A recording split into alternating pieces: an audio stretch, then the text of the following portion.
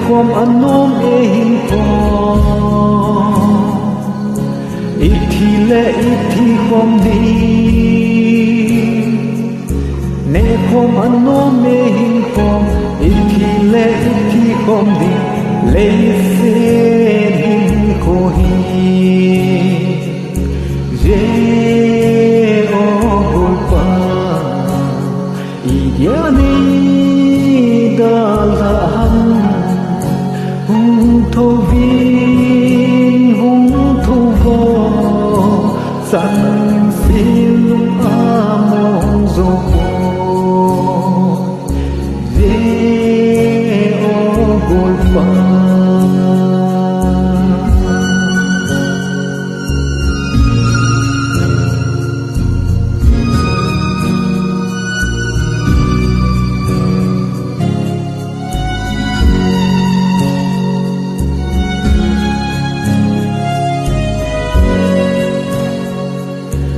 idille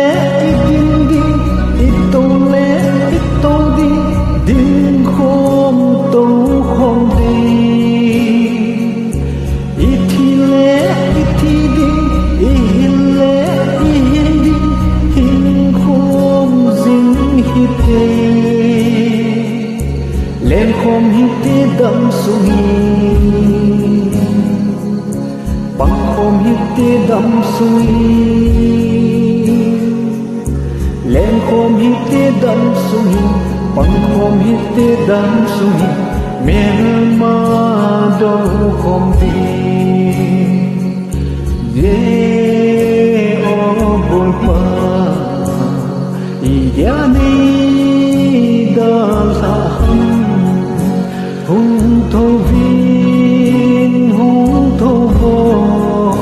san silung among zo ko